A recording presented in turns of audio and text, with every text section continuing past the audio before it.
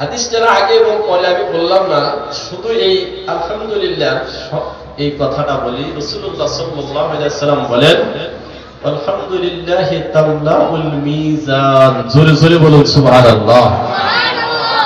রাসূল সাল্লাল্লাহু আলাইহি ওয়াসাল্লাম বলেন যে মানুষ আলহামদুলিল্লাহ বললে, আল্লাহর বান্দা যখন আলহামদুলিল্লাহ বলে, আল্লাহর প্রশংসা সম্বলিত বাক্য উচ্চারণ করে, উচ্চারণ করার সঙ্গে সঙ্গে আল্লাহ রাব্বুল আলামিন এই বান্দা তার বান্দার নেকের যে দাড়ি পাল্লা, সওয়াবের যে পাল্লাটা, আল্লাহ এই সওয়াবের দাড়ি পাল্লা পরিপূর্ণ করে নেকি দেন। জোরে জোরে বলুন সুবহানাল্লাহ। আচ্ছা, এই নেকির দাড়ি পাল্লা কি দেখছেন কোনদিন আপনারা? কথা বলেন, এই নেকির দাড়ি পাল্লা কি আপনারা দেখেছেন কোনদিন? হ্যাঁ, এটা দেখা যায় না। দেখা যায়? এটা অনুভব করা যায় না। শীত লাগলে শীত দেখা যায়, গরম লাগলে গরম দেখা যায়, মাথার ব্যথা হলে মাথার ব্যথাটা দেখা যায় না, শীতও দেখা যায় না, গরমও দেখা যায় না, কিন্তু অনুভব হয়। মাথা ব্যথা হলে মাথার ব্যথা দেখা যায় না, ব্যথাটা অনুভব হয়। যদি ডাক্তার বলে আপনার মাথাটা ব্যথাটা কয় ইঞ্চি প্রশস্ত, কয় ইঞ্চি লম্বা, একটু বলুন, বলা যাবে? যদি শীতের কথা বলা হয়, শীতটা লম্বা দৈর্ঘ্য কত, প্রস্থ কত, এটা কি বলা যাবে? দেখা যায় না, যেহেতু বলাও যাবে না। এই জন্য ভাইরা আমার বন্ধুগণ, শীত দেখা যায় না, শীত অনুভব করা যায়, গরম দেখা যায় না, গরম অনুভব করা যায়। অনুরূপভাবে অনেক কোন জিনিস পৃথিবীর জমিনে আছে যেটা দেখাও যায় না, অনুভব করা যায় না। এর উপরে ঈমান আনলেকে বলা হয় ঈমান বিল গায়ব, একই বলা হয় অদৃশ্যের প্রতি ঈমান। যেমন এই জায়গায় আপনার অনেক শ্রোতা আছে, বাহিরে এমনি ঘোরাফেরা করবে, এখানে বসবে না, ঠিক কিনা জোরে বলেন? কিন্তু আল্লাহ রাব্বুল আলামিনের অসংখ্য রহমতের ফেরেশতা এইখানে চতুর্পাশে বেষ্টন করা আছে। এই ফেরেশতাগুলি দেখা যায় না, এগুলি অনুভব করা যায় না।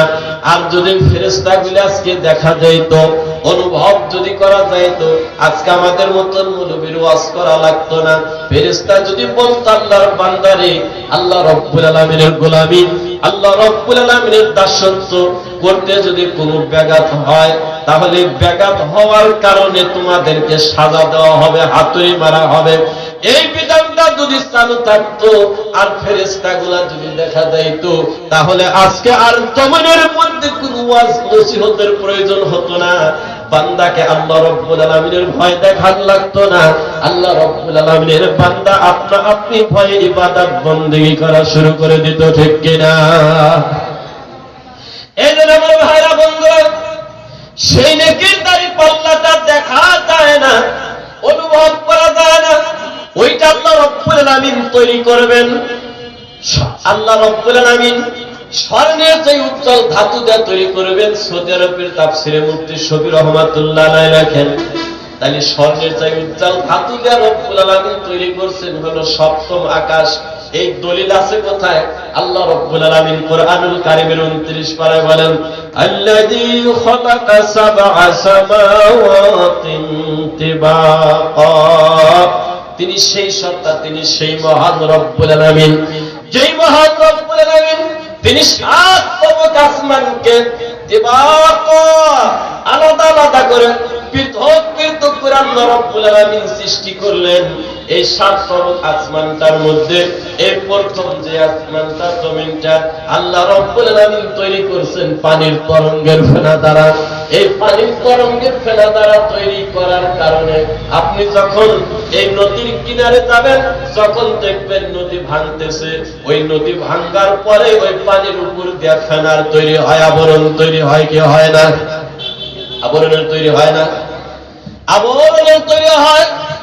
এই জন্য আমার ভাই, আমার বন্ধুরা, আপনি যখন একটা পুকুরের ধারে যান, একটু মাটি পানির মধ্যে নিয়ে ছানেন, ছানার সঙ্গে সঙ্গে দেখবেন ওইখান থেকে একটা ফেনার তৈরি হয়েছে। এই প্রথম আকাশটা আল্লাহ রাব্বুল আলামিন তৈরি করেছেন পানির তরঙ্গের ফেনা দ্বারা। আর দ্বিতীয় আকাশটা আল্লাহ তৈরি করেছেন সাদা মরুময় পাথর দ্বারা। এই জন্য বান্দা, আল্লাহর বান্দা যখন আকাশের দিকে তাকায়, দৃষ্টিটা আকাশের দিকে পড়ে যায়, দেখা যায় আকাশটা সাদা সাদা মনুময় আবরণের মতন দেখা যায়। অর্থাৎ ওই আকাশটা আল্লাহ তৈরি করেছেন সাদা মনুময় পাথর দ্বারা। এই আয়াতের তাফসীরের মধ্যে আছে। তৃতীয় আকাশকে আল্লাহ তৈরি করলেন লোহার দ্বারা, চতুর্থ আকাশটা আল্লাহ তৈরি করেছেন তামার দ্বারা, পঞ্চম আকাশ তামাম আকাশটা আল্লাহ রূপার দ্বারা তৈরি করেছেন। আর 6 নম্বর আকাশ তৈরি করেছেন আল্লাহ বর্তমান সময় 1,08,10,000 টাকা ভরি স্বর্ণ। আল্লাহ রাব্বুল আলামিন 6 নম্বর আকাশটাকে তামাম আকাশটা স্বর্ণ দ্বারা তৈরি করেছেন। জোরে জোরে বলেন না সুবহানাল্লাহ। আর তাফসীরের মধ্যে লেখে স্বর্ণের তো একটা উত্তল ধাতু আছে, যে ধাতুটার নাম লাল ইয়াকুত পাথর। শুধু তাফসীরে নয়, ইমাম গাযালী রাহমাতুল্লাহ আলাইহি মুকাশশাফাতুল কুলুব ওনার লিখিত কিতাবের মধ্যে উনি একটা আসমান জমিন সৃষ্টির তাৎপর্য রহস্য উল্লেখ করেছেন। সেখানে এই তথ্যগুলা পাওয়া যাবে যে স্বর্ণের যে উজ্জ্বল একটা ধাতু লাল ইয়াকুত পাথর, আল্লাহ রাব্বুল আলামিন ওই লাল ইয়াকুত পাথর দ্বারা সাজাইছে হলো সপ্তম আকাশ। আরো জোরে জোরে বলুন না সুবহানাল্লাহ। তাই সৌদি আরবের তাফসীরে মুফতি শফি রাহমাতুল্লাহ আলাইহি বলেন, আল্লাহ রাব্বুল আলামিন এমন একটা দাঁড়িপাল্লা তৈরি করবেন, সেই দাঁড়িপাল্লাটা শুধু স্বর্ণের যে উজ্জ্বল ধাতু দিয়ে তৈরি করেই আল্লাহ ক্ষান্ত হবেন না। ওই দাঁড়িপাল্লার মধ্যে যদি তামাম দুনিয়াও তুলে দেওয়া হয়, তামাম পৃথিবী যদি তুলে দেওয়া হয়, তামাম পৃথিবী তুলে দেওয়া হবে, কিন্তু এই নেকির দাঁড়িপাল্লা পরিপূর্ণ হবে না। জোরে জোরে বলুন না সুবহানাল্লাহ। তাহলে এত বড় দাঁড়িপাল্লা পরিপূর্ণ করে যদি আল্লাহ নেকি দান করেন আমাদের, তাহলে সেই নেকি অর্জন করতে কি অসুবিধা আছে ভাই আমার? বলুন। তাহলে সুবহানাল্লাহ আলহামদুলিল্লাহ বললে কি আপনাদের অসুবিধা হবে? জবানটা খুলে আল্লাহ রাব্বুল আলামিনের বান্দা বান্দি যেহেতু আমরা আসছি নেকির জন্য, এরপরে সুবহানাল্লাহি ওয়ালহামদুলিল্লাহ তামলাআনে আও তামলাউ মা বাইনাস সামাওয়াতি ওয়াল আরদ। রাসূল সাল্লাল্লাহু আলাইহি সাল্লাম বলেন, আল্লাহ রাব্বুল আলামিনের বান্দা এই মানুষেরা যখন সুবহানাল্লাহ পড়বে, আলহামদুলিল্লাহ পড়বে, এই সুবহানাল্লাহ আলহামদুলিল্লাহ পড়ার কারণে জমিন আসমানের মধ্যে যত শূন্য জায়গা, যত খালি জায়গা আছে, আল্লাহ রাব্বুল আলামিন সমস্ত খালি জায়গা পরিপূর্ণ করে নেকি দান করে দেবে। জোরে বলুন না সুবহানাল্লাহ। আপনারা কি জবান খুলতে খুব অসুবিধা হচ্ছে? জবান দিছে কে? এই জবান যদি আল্লাহ নেয়, আজকে তো দেখে আসলাম এক রোগী জবান বন্ধ হয়ে গেছে, মনে হয় আল্লাহ রাখবে না। তার কি ক্ষমতা আছে এই জবানটা ফিরে আনতে? তাইলে আল্লাহর দেয়া জবানে যদি আপনারা কথা একটু না বলেন, তাহলে এখানে আমি কি আর যত বড় বক্তা হোক না কেন সে তো ওয়াজ করতে পারবে না। হয়তো আপনারা অনেকে অবহেলা করতেছেন যে এর ওয়াজ কি শুনি কি সমাজ, কিন্তু কথা তো কোরআন হাদিসের, মানুষ আমি যাই হই, ঠিক কিনা জোরে বলুন। এই জবানটা তো এরকম দেওয়া লাগবে। ভর মজলিসে বললে যে একটা স্পৃহা থাকে, ওইটা তো আনা লাগবে। যদি একটু জবান আপনাদের ভালো হয় তাহলে তো স্পৃহাটা এসে যায় ওয়াজের, না হলে তো যত বড় বক্তাই ওয়াজ ভুল হয়, বুঝলেন না? এখন আসেন আমার বন্ধুরা, আমি আপনাদের যে কথাটা বলার জন্য এখানে একটি আয়াত তেলাওয়াত করেছি, আমি একটি মাত্র আয়াত এখানে তেলাওয়াত করেছি। আল্লাহ রাব্বুল আলামিন কোরআনুল কারীমের মধ্যে ঘোষণা করেন, ইয়া আইয়ুহাল্লাযীনা আমানুত্তাকুল্লাহ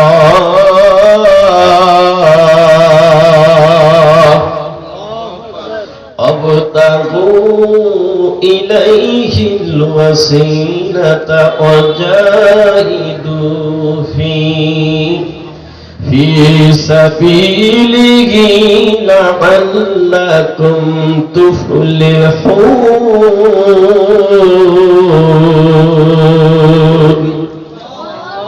আল্লাহ রাব্বুল আলামিন বলেন, হে ঈমানদারেরা, যারা ঈমান আনয়ন করেছে, যারা বিশ্বাস স্থাপন করেছে, আল্লাহ বললেন হে ঈমানদারেরা তোমরা আল্লাহ রাব্বুল আলামিনকে ভয় করো, এরপরে আল্লাহ রাব্বুল আলামিনকে পাওয়ার জন্য উসিলা অন্বেষণ করো, এরপরে আল্লাহর রাস্তায় জিহাদ করো, প্রচেষ্টা করো, লাআল্লাকুম তুফলিহুন, সম্ভবত তোমরা সফলকামী হবে। আল্লাহ রাব্বুল আলামিন এই শর্তগুলি দিলেন সফলকামী হওয়ার জন্য। তাহলে আল্লাহর বান্দা যদি সফলকামী হতে চায়, এক নম্বরে আল্লাহকে ভয় করা লাগবে, দুই নম্বরে আল্লাহর জান্নাতে যেতে হলে উসিলা অন্বেষণ করা লাগবে, শুধু নেকি দিয়ে জান্নাতে যাওয়া সম্ভব হবে না, তিন নম্বর আল্লাহর রাস্তায় কাজ করা লাগবে, এরপরে সফলতা আমার আসতে পারে। তাহলে এইখানে আয়াত হলো একটি, জোরে বলেন আয়াত কয়টি? আয়াত একটি, মাঝখানে আছে তিনটি ওয়াজ, সামনে এবং পিছনে আছে আয়াতের আরো দুইটি ওয়াজ। এক নম্বরে আছে এখানে ঈমান, ঈমানের কথা একটা, ঈমানের উপরে আলোচনা, দুই নম্বরে তাকওয়ার আলোচনা, তিন নম্বর আল্লাহর রাস্তায় প্রচেষ্টার আলোচনা, এরপরে আপনার তুফলিহুন সফল কাম এর আছে একটা আলোচনা। তাহলে ঈমান, এরপরে তাকওয়া, এরপরে উসিলা, এরপরে আল্লাহর রাস্তায় প্রচেষ্টা, তারপর সফলতা কোন কোন ভাবে অর্জন করা যায়, কি কিভাবে বান্দা সফল হবে, এই হলো একটা পাঁচটা মোট আলোচনা এই আয়াতে। আলোচনা কয়টা? পাঁচটা।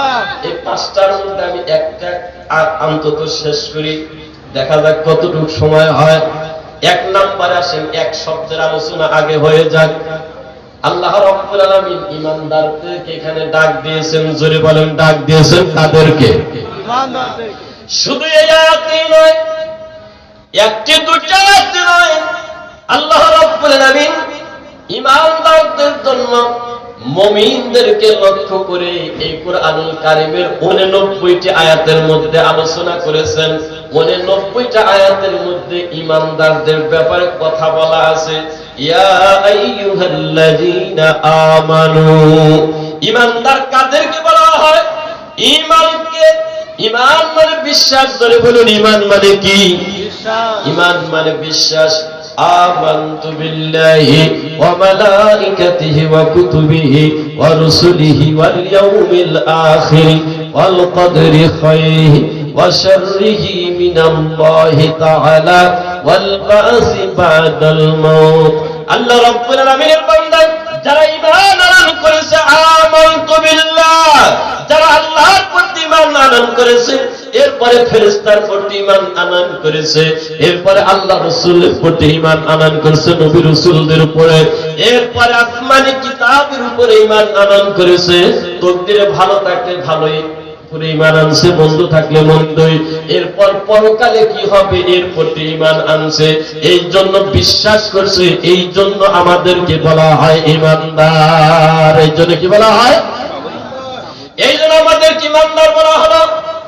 কিন্তু ঈমানদার বলা হলে কি হবে? আমাদের দেশের অনেক মানুষ বলে, হুজুর আমি নামাজ পড়ি বা না পড়ি আমার ঈমান ঠিক আছে, বলে কি বলে না? কথা বলেন, বলে কি না? মানুষ আছে বলে, হুজুর আমি নামাজ পড়ি বা না পড়ি আমার ঈমান ঠিক আছে, আমি রোজা রাখি বা না রাখি আমার ঈমান ঠিক আছে, এই কথাগুলো বলে না? আচ্ছা, ঈমান ঠিকই আছে, ধরে নিলাম ঈমান ঠিকই আছে, 100% তার ঈমান আছে, পুরা মুমিন, পুরা বিশ্বাসী, পুরা ঈমানদার, সে কি জান্নাতে যেতে পারবে শুধু ঈমান নিয়ে? যদি কথা বলেন যেতে পারবে? তাহলে শুধু ঈমান নিয়ে জান্নাতে যেতে পারবে না। তাহলে ঈমানের সাথে প্রয়োজন কি? ঈমানের সাথে কি প্রয়োজন? নেক আমল। কিন্তু আল্লাহ আয়াতে কি বললেন? আল্লাহ আয়াতের মধ্যে বললেন, আমরা যারা যত চিন্তাই করি না কেন, যত ফিকির করি না কেন যে হুজুর আমি পুরোপুরি ঈমানদার, আমি পুরোপুরি মুত্তাকি, আমি আল্লাহকে বিশ্বাস করি, নবী রাসূলকে বিশ্বাস করি, আমি হয়তোবা জান্নাতে যাব, জান্নাত তো অত সোজা না, জান্নাত চাইলেই পাওয়া যাবে না, বরঞ্চ অনেক সময় জান্নাত চাওয়ার কারণেও সাজা হতে পারে। বান্দা জান্নাতের না কাজ না করিয়া, আল্লাহ এবং নবী রাসূলের বিরোধিতা করিয়া, ঈমান ইসলামের বিরোধিতা করিয়া যদি জান্নাত সারা জীবন চায়, তার নসিবে জান্নাত হবে না। কি কারণে? এইবার একটা খেয়াল করে, একটু খেয়াল করে শুনুন। তাহলে ঈমান আনলাম, ঈমান আনার সাথে শর্ত ইসলাম গ্রহণ করতে হবে। আল্লাহ অপর আয়াতের মধ্যে বললেন, ইয়া আইয়ুহাল্লাযীনা আমানু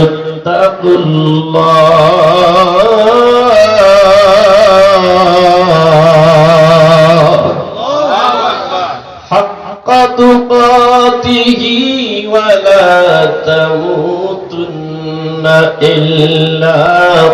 ইল্লা ওয়া আনতুম মুসলিমুন।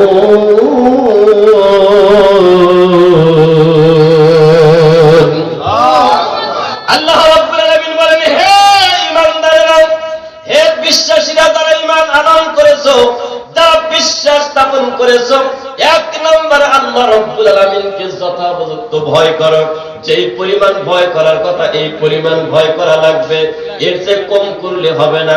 আজকে আল্লাহর বান্দা সাধারণ একজন পুলিশকে দেখে, জজকে দেখে, ব্যারিস্টারকে দেখে, যত একটা নেতাকে দেখে যত ভয় পায়, অথচ এই সমস্ত মানুষের সৃষ্টিকর্তাও হলো আল্লাহ, তামাম জাহানের সৃষ্টিকর্তা হলো আল্লাহ। ওই আল্লাহ রাব্বুল আলামিনকে এর কি ভয় বান্দা পায় না, ঠিক কিনা? যার কারণে আজকে মানুষ শুধু গুনার দিকে ধাবিত হয়, শুধু অন্যায়ের দিকে ধাবিত হয়, শুধু অত্যাচারের দিকে ধাবিত হয়, শুধু জুলুম নির্যাতনের দিকে ধাবিত হয়।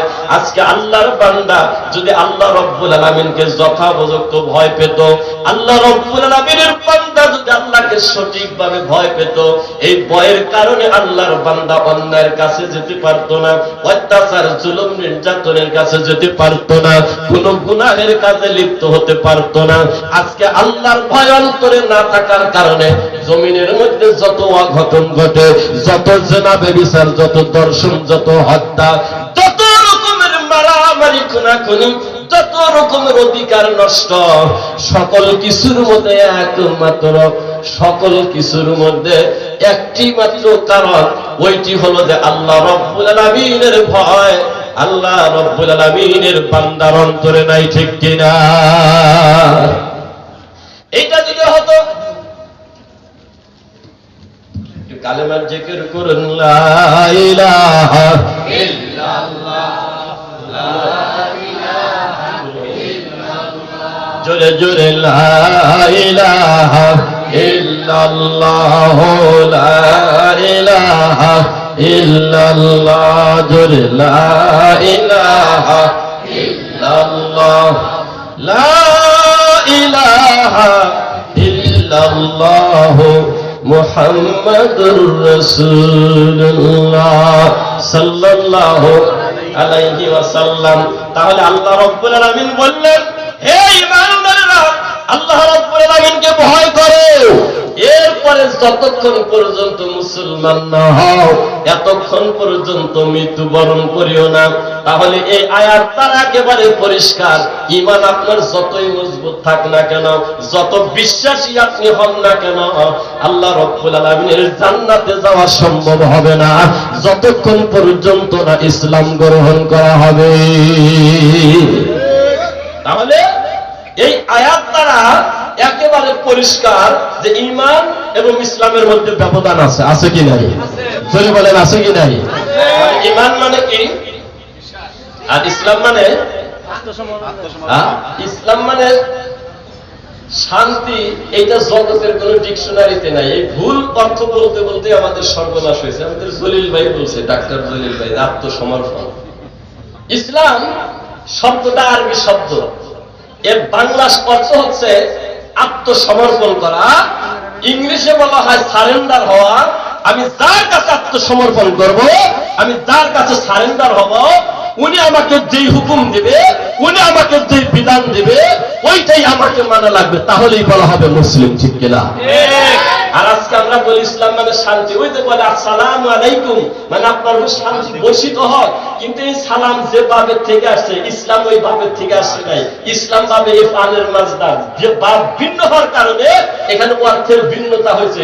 আর আজকে আমরা বলি ইসলাম মানে শান্তি। এই ইসলাম মানে যদি শান্তি হয়, মায়ানমার থেকে মায়ের খেয়ে বাংলাদেশে আসলো, বাংলাদেশ সরকারের পালা লাগছে, আর এই দেশের মানুষ ওখানে হাদিয়া দিয়ে আসছে। আমরাও গেছিলাম এই ভবন থেকে এবং আলেম ওলামা পরিষদ, ঠিক কিনা? জন্য বলে ইসলাম মানে যদি শান্তি হয়, কাশ্মীরে মার খাইলো কি জন্য মুসলমান, বাইতুল মুকাদ্দাসে মার খাইলো কি কারণে মুসলমান, তাহলে ইসলামের ভিতরে শান্তি গেল কোথায়?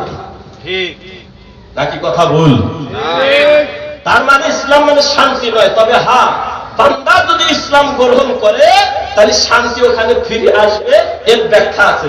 আমি আস্তে আস্তে ব্যাখ্যাগুলা করি একটু একটু। আমি এই আয়াতের 5টা ওয়াজ আমি একটা অন্তত করি, দেখা যাক কতটুকু হয়। আমি আবার ওই বিষয় ছাড়া বলতে পারবো না, মানে যেই এটা আমার চিরাচরিত অভ্যাস। এই জন্য আমরা যেখানে দাওয়াত দেই অধিকাংশ জায়গায় বলি যে নামের পিছনে যেন বিষয় লেখা থাকে, কোন সূরার আয়াত বা বিষয় আমাদেরকে বললে ওর উপরে একটা ধারণা শ্রোতারাও নিয়ে আসে যে এটার উপরে আজকে আলোচনা হবে। ঠিক কিনা জোরে বলেন? আমাদের বিষয় নির্ধারণ না করার কারণে, বিষয় না থাকার কারণে আমাদের যার যা মনে চাইতেছে খুশি ওইটা আমরা খোঁজ যাইতেছি, এর কারণে মানে শ্রোতাদের কোনো উপকার তেমনটা হচ্ছে না। ঠিক কিনা? এই হচ্ছে আমাদের দেশের অবস্থা।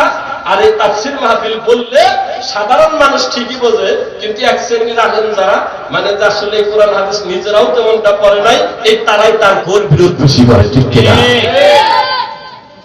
মানে কোরআন না বোঝার কারণে, অনুধাবন না করার কারণে। এই কোরআন বুঝার না বুঝা এর উপরে আমার একটা আলোচনা আছে অনেক লম্বা, যে না বুঝে পড়লে কোরআন কি আর বুঝে পড়লে কি। না বুঝে আর বুঝে পড়ার মধ্যে অনেক ব্যবধান আছে। আল্লাহ কোরআন শুধু তেলাওয়াত করার জন্য নাজিল করেন নাই, কোরআন তেলাওয়াত করে এইটা বুঝে এইটা উপলব্ধি করে এই কোরআন দিয়ে সমাজ ব্যবস্থা করা লাগবে, সমাজ দ্বারা রাষ্ট্র পরিচালনা, সমাজ পরিচালনা, পরিবার পরিচালনা করা লাগবে এই কোরআনের দ্বারা। ঠিক কিনা জোরে বলেন?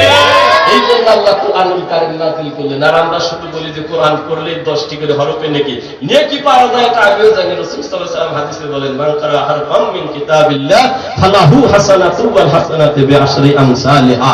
যদি কোনো ব্যক্তি কোরআনুল কারীমের হরফ তেলাওয়াত করে, প্রত্যেকটা হরফে 10টি নেকি হয়। এই নেকির বিরোধ আমি না, নেকি হয় আমিও জানি, কিন্তু শুধু নেকি যদি হইতো আর শুধু নেকি যদি কামাই করতো, তাহলে রাসূলের যুদ্ধ করা লাগতো না, সাহাবীদের মায়ের খাওয়া লাগতো না, এই জগতেও যারা হক কথা বলে তাদেরও মায়ের খাওয়া লাগতো না, জেলে যাওয়া লাগতো না। ঠিক কিনা? এইটা হলো বুঝে পড়ার না বুঝে পড়ার ভিতরে তফাৎ, ব্যবধান। কতটা ব্যবধান আমি আরেকটু সামনে আগাই, আপনাদের 2-1টি হলে আমি বলবো যে না বুঝে পড়লে কি ক্ষতি আর বুঝে পড়লে কি লাভ। ঠিক কিনা? কিন্তু আমার সাথে একটা আওয়াজ জোরে দিতে হবে, নইলে আওয়াজ ভুলে যাই আমি, আওয়াজ না হয়, বলেন নাই? এইবার আসেন ঈমান এবং ইসলাম। শব্দ কি? ঈমান এবং ইসলাম। ঈমান বলা হয় বিশ্বাসকে, যিনি বিশ্বাস স্থাপন করে তাকে বলে মুমিন। ইসমে ফাইলের ছিল মুমিন। তাহলে আপনি আসেন, ঈমান আনলো বান্দা, বিশ্বাসী হলো, বিশ্বাস করছে, অগাধ বিশ্বাস আছে আল্লাহর প্রতি, নবী রাসূলের প্রতি, কিন্তু ইসলাম গ্রহণ করে নাই। আল্লাহ তাদের জন্য বললেন, ওয়ালা তামুতুন্না ইল্লা ওয়া আনতুম মুসলিমুন। আল্লাহ রাব্বুল আলামিনের বান্দা জান্নাত তো দূরের কথা, আল্লাহ রাব্বুল আলামিন বলেন, ও বান্দারে, ঈমান গ্রহণ করার পর, ঈমান আনয়ন করার পর তুমি জান্নাত তো দূরের কথা, মুসলমান না হওয়া পর্যন্ত কবরে যায়ও তোমার শান্তি হবে না। ঠিক কিনা? আয়াতটা পরিষ্কার। এখন আসেন, ঈমান মানে বিশ্বাস, এটা বুঝবেন। আরো সাধারণভাবে বোঝার জন্য আর একটা উদাহরণ আপনাদের দেই। এইখানে আমরা বসা আছি, হঠাৎ করে একজন এসে সংবাদ দিল, হুজুর ওই যে বিল্ডিং এর ওখানে একটা বিরাট হরিণ বাঁধা আছে। কি বাঁধা আছে? আমরা কেউ দেখি নাই, সংবাদ দেওয়ার সাথে সাথে বললাম যে হ্যাঁ ঠিকই আছে, বিশ্বাস করলাম। একই সাধারণ অর্থে বলা হয় ঈমান। এখন ইসলাম মানে আত্মসমর্পণ, ইংলিশে বলা হয় সারেন্ডার। আমি যার প্রতি সারেন্ডার হব, আমি যার কাছে আত্মসমর্পণ করব, উনি আমাকে যে বিধান দেবে ওই বিধানে আমাকে মেনা লাগবে। শুধু নামাজ পড়লেই বান্দা মুসলমান পূর্ণ হয় না, শুধু রোজা রাখলেই না, শুধু হজ করলেই না, শুধু যাকাত দিলেই, দান সদকা করলেই পুরা মুসলমান হয় না। পুরা মুসলমান হতে গেলে পুরা বিধান মানা লাগে আল্লাহ। এইবার আসেন কিভাবে? এক লোক গত বছর পঞ্চগড়ে ওয়াজে যাচ্ছি, এবারও সই দেখি ওয়াজ পঞ্চগড়ে। আপনার রংপুর গেলে জুমার টাইম হলো, ইমাম ওয়াজ করতেছে, ইমাম ওয়াজ করতেছে, করতে করতে আমাদের দেশের অনেক মানুষকে, অনেক মাতুব্বরকে মানে বিপদগামী করে কিছু অন্যায়কারী লোকেরা। ঠিক কিনা জোরে বলে? তার মানে এই লোকেরা কি করছে? করছে, এক লোক অন্যায় করছে, কইরা জোর করে মাতুব্বারে 5,000 টাকা ঘুষ দিছে। কয় হাজার? আরো জোরে বলেন কয় হাজার? সে নিতে চায় না, আগাইয়া দিছে। দেওয়ার কারণে ওর দিকে রায় দিতে বলছে, যে মাতব্বর যখন বিচার করতেছে রায় দেখা যাবে উল্টা দিকে যায়। উল্টা দিকে যখন যায় তখন ওই লোক পাঁচা করালা এরকম করে ই করে দেয়, স্মরণ করে দেয়, মাতব্বর সাহেব 5-5 খবর কি? কিসের খবর? 5-5 খবর কি? তখন মাতব্বর সাহেব ওই দিকে থেকে এবার 12,000 টাকা নিচ্ছে। তো সকল মাতব্বরই করলে, আমি তো সকলকে বলছি না, যে ওই দিক থেকে 12,000 নেওয়ার পর তখন বলতেছে যে 12 আউলিয়ার কাছে কি আর এই 5-5 খবর আছে, বোঝেন নাই? তার মানে 12,000 কাছে 5,000 খবর থাকে না। তো যাই হোক, বিচার হয়েছে, সাজা হয়েছে 20টা বেতের বাড়ি। কয়টা? 20টা। আর হইলো 5,000 টাকা জরিমানা। এত কিরকম মানুষও এখন এই জগতে আছে। সে বললো যে মাতব্বর সাহেব, আপনি বিচার যা করছেন করছেন, বেতের বাড়ি আমি 50টা নেব, 1 টাকাও আমি দেবো না জরিমানা। আচ্ছা, ও কি আত্মসমর্পণ করছে বিচারের প্রতি? পূর্ণ আস্থা আনছে বিচারের প্রতি? মানছে কি? তার মানে ও বেতের বাড়ি মানছে, ও টাকাটা মানে নাই। তার মানে কি? ও পরিপূর্ণ আত্মসমর্পণ করে নাই, পরিপূর্ণ সারেন্ডার ও বিচারে হয় নাই। তাইলে ওকে পুরাপুরি বিচার মাননেওয়ালা আমার বলা ঠিক হবে না, নাকি ভুল বললাম? অনুরূপ ভাবে আল্লাহ হুকুম করছে বান্দাকে দৈনিক 5 ওয়াক্ত নামাজ পড়া। হুকুম কার? জোরে বলেন। হুকুম হলো আল্লাহর। আল্লাহর বান্দা দৈনিক নামাজ পড়ছে 5 ওয়াক্ত। এই 5 ওয়াক্ত নামাজ পড়নেওয়ালার মধ্যে 2-4 জন সুদখোর আছে কি নাই? জোরে কথা বলেন, আছে কি নাই? যায় নামাজ নিয়ে সামনে নামাজ পড়ছে, ওই ব্যক্তি নামাজও পড়ে দৈনিক 5 ওয়াক্ত, সুদের মধ্যেও জড়িত। আবার বলবেন যে হুজুর আমি তো টাকা লাগাই না, 100 টাকা দিলে 5-10 টাকা নিলে ওটাও সুদ। আমরা ব্যাংকে লেনদেন করি, অধিকাংশ ব্যাংক সুদের আওতাধীন। আপনি সুদের জড়িত নাই, আপনার বেবি বাচ্চাকে দিয়ে এনজিওতে সদস্য বানাইছেন, পুরা সুদের আওতাধীন। আমাদের দেশে জমি জমা কোটে বা ভোগরাহান যেটা রাখে, এটা পুরা সুদের আওতাধীন। ভুল হওয়ার কারণে, কারণে কুরবানির দিন ঈদের বস্তু ইচ্ছা করে বন্টন কম বেশি করলে ওটা সুদের আওতাধীন। পরিষ্কার মাসালা। এতগুলা সুদের ভিতরে বান্দা দরিদ্র রাখিয়া আল্লাহর হুকুম, বান্দা আল্লাহর হুকুমে নামাজ পড়লো, আল্লাহর কুদরতি পায়ে সেজদা দিল, আল্লাহর হুকুম মানলো। এই দিকে বান্দা আল্লাহ নিষেধ করেছে সুদ খাইতে, ওইটাও খাইছে। তাহলে কি এই বান্দা আল্লাহ রব্বুল আলামিনের প্রতি আত্মসমর্পণ পুরা করছে? আরো জোরে বলেন করছে? তাই তো আজকে পুরা মুসলমান বলা যায় না। আল্লাহর বান্দা নামাজ পড়েছে, আল্লাহর বান্দা রোজা রেখেছে, আল্লাহর বান্দা আবার ঘুষও রীতিমতো খাইছে। জোরে বলেন ও কি আল্লাহর হুকুম পুরা মানছে? তার মানে কিছু মানছে কিছু মানে নাই, ওকে পুরা মুসলমান বলা যায় না। আল্লাহর বান্দা নামাজ পড়লো, রোজা রাখলো, হজও করলো, যাকাতও দিল, আবার দেখেন বোম বাগনি ফুগুটুগুর যত ওয়ারিশ আছে সব মাইরে খাইছে। এরকম জাতীয় পুরুষ জগতে 2-1 আছে কি নাই? আছে। তাই না কি আল্লাহর হুকুম মানছে? পুরা মানে না, ওকে পুরা মুসলমান বলা যায় না। এরপরে বান্দা নামাজ পড়েছে, রোজা রেখেছে, হজ করেছে, বান্দা যাকাতও দেয়, কিন্তু আল্লাহ রব্বুল আলামিনের বান্দা যখন সন্তানকে বিবাহ করাবে, শ্বশুর বাড়ির টাকা না ছাড়া ফিরনি ঘুরাইতে পারে না। এমন পুরুষ জগতে 2-4 জন আছে কি না? তাহলে কেউ পুরা ইসলাম মানছে না, পুরা আত্মসমর্পণ করছে না। ও পুরা আত্মসমর্পণ করে নাই, ওকে পরিপূর্ণ মুসলমান বলা যায় না। শুধু মুখে মুখে মুসলমান বললে হয় না। এই জন্য কবি বলেন, উহুদের যুদ্ধে ভেঙ্গে গেছে নবীজির দান, ভুলে গেছি মোরা জমিনের ইসলাম, নামে শুধু মুসলমান। আর নামে শুধু মুসলমান হলে কাজ হবে না, কাজ এবং কর্মে মুসলমানিত্বর পরিচয় দিতে হবে। কাজ এবং কর্মে যদি বান্দা মুসলমানিত্বর পরিচয় না দেয়, এই বান্দা আল্লাহ রব্বুল আলামিনের জান্নাত তো দূরের কথা, আল্লাহর বান্দা মরিয়াও কবরে শান্তি পাবে না। এইটা আল্লাহ পরিষ্কার ঘোষণা করে দিয়েছেন। ইয়া আইয়ুহাল্লাযীনা আমানু তাকুল্লাহ হাক্কা تقاته ولا تموتن إلا وأنتم مسلمون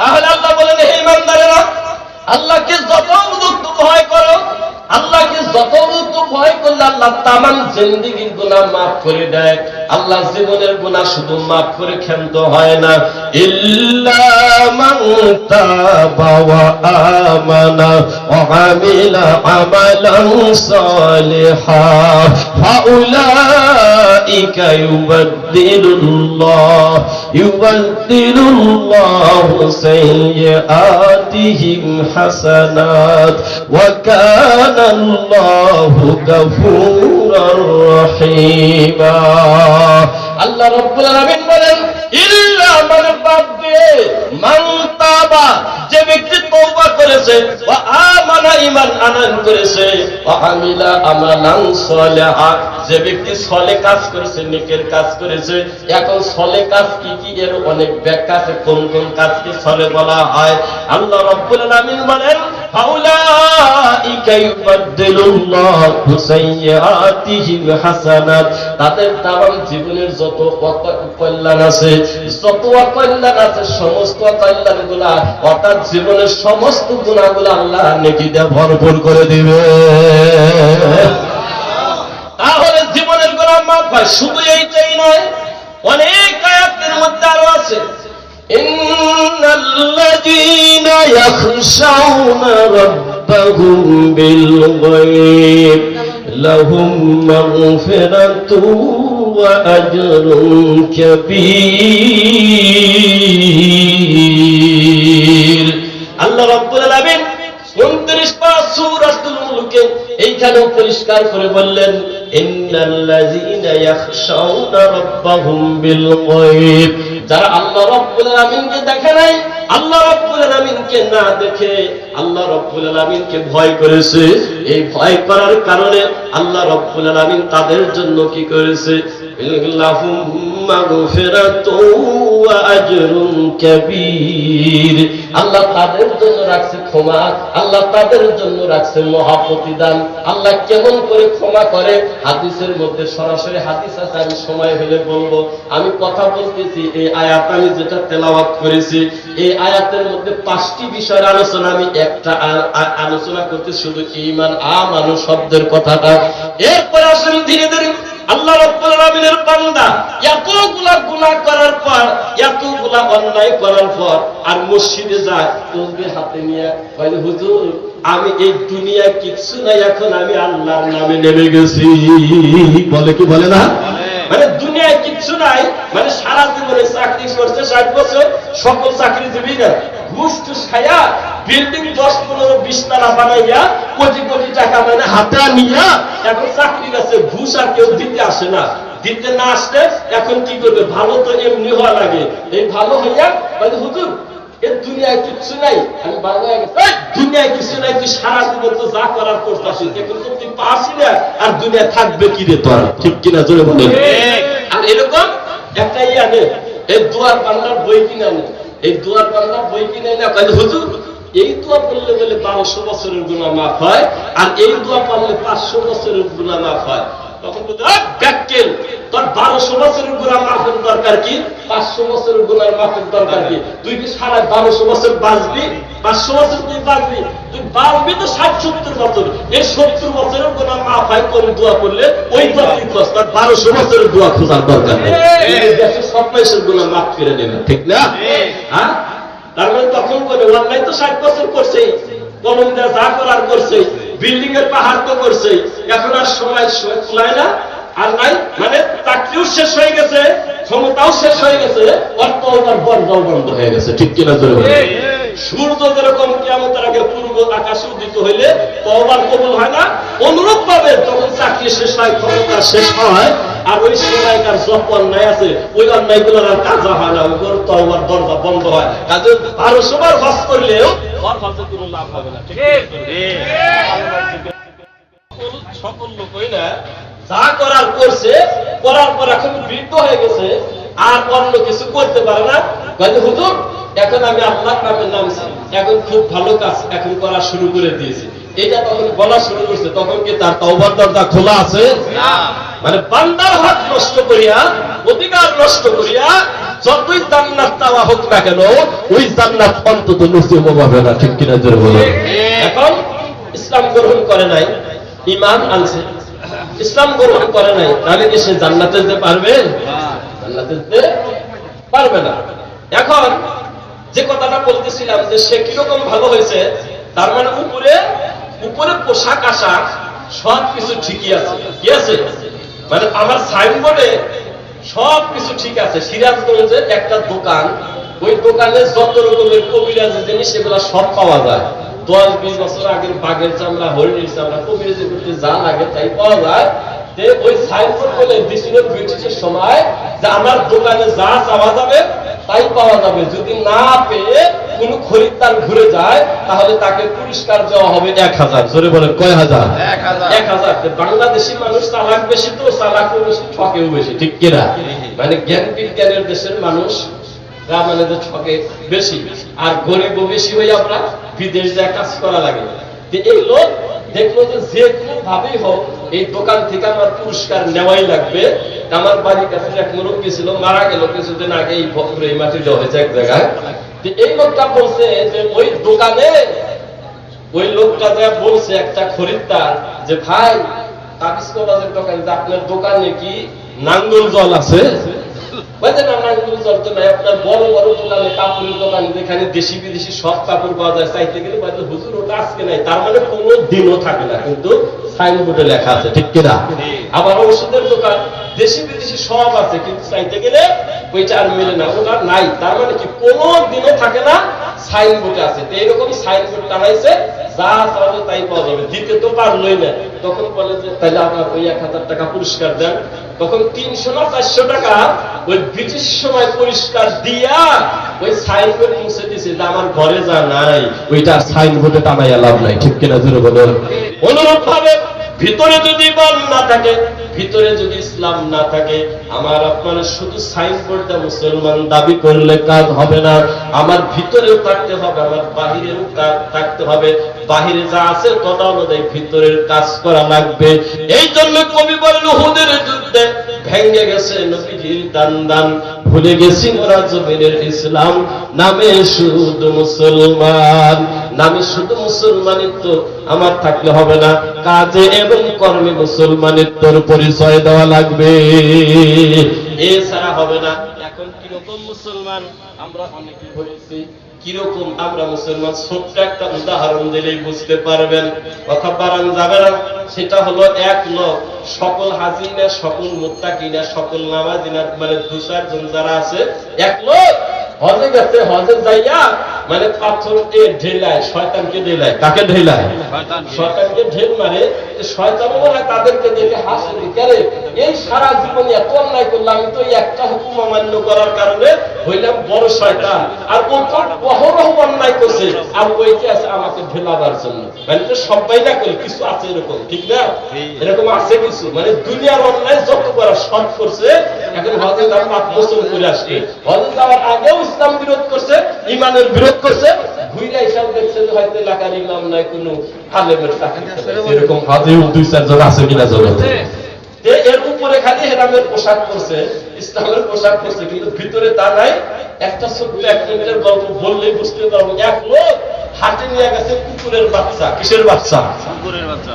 এই কুকুরের বাচ্চা নিছে কোথায় থেকে যেন একটা ছাগলের চামড়া আনছে, চাইয়া বা কিনা আইনা, আমাদের টাউট মানুষ তো, ওই ছাগলের চামড়াটাই ভালো কিনা পেঁচাইয়া এই কুকুরের বাচ্চাটা ছাগল বানায় বিক্রি করছে। একজন কিনা নিয়ে সামনে যায়, অন্য কুকুর যখন দেখে ঘেউ ঘেউ করে, আনলাম ছাগলের বাচ্চা কিনা, আর দেখি কুকুরের মতন ঘেউ ঘেউ করে, কারণটা কি? এখন ধীরে ধীরে চামড়া যে টান দিছে না, দেখে যায় ছাগলের চামড়াটা উঠে আসে, ভিতরে লাশ তো কুকুর। অনুরূপ ভাবে কোন মানুষের জগতে আছে, ভিতরে তেমন ইসলামিক স্বভাব সব কিছুই থাকে। সুদ, ঘুষ, জেনা, ব্যভিচার, দর্শন, মানুষের হক অধিকার নষ্ট করার থেকে যত রকমের কর্ম, ভিতরে তার সব তাকে, শুধু উপরের লেবাসটাই পরিবর্তন করেছে। এইরকম ইমানদার, এইরকম হাজি কাজী মুসল্লি রোজাদার ইমানদার জগতে বহুত আছে কিনা? তার মানে উপরে তারা দেখায় একটা, ভিতরে করে হলো অন্যটা। এরকম ইমানদার দাবি করিয়া, এরকম মুমিন মুসলমান দাবি করিয়া আল্লাহর জান্নাতের আশা কোনোদিন করা যাবে না। এই বাংলাদেশে বান্দার অধিকার নষ্ট করে যে জান্নাতে যাওয়া যায় না, এটা বান্দার অধিকার কোনটা কিন্তু অনেকে তাও জানে না। এক লোক, আমার সামনে আরো কয়েকজন আলেম ছিল, জায়গার নাম নাই বললাম, বলতেছিল হুজুর অমুক মহিলার স্বামী হলো 250। নাউজুবিল্লাহ বলেন। স্বামী কয়শো? স্বামী কোনদিন 250 থাকে? হ্যাঁ, তাহলে কি মহিলা খারাপ? খারাপও না। মনের দুঃখে বলছিল একজন দুর্বল প্রার্থী। কি কারণে? বললাম যে চাচা, আপনার এই কথা তো বুঝতে পারলাম না, গত 4-5 বছর আগের ঘটনা আমার সামনে বলছে লোকটা, বুঝতে পারলাম না ঘটনা কি। হুজুর ওই মহিলা একাই 250টার মধ্যে মারছে। কয়শোটার মধ্যে মারছে? মানে 250টা ছেলে মারছে। হুজুর যদি 250টা মেরে থাকে তাহলে টোকন তো 250টা নেওয়া লাগছে, তাহলে স্বামীর নামও 250টা ব্যবহার হয়েছে, ঠিক কিনা? কয়টা ব্যবহার হয়েছে?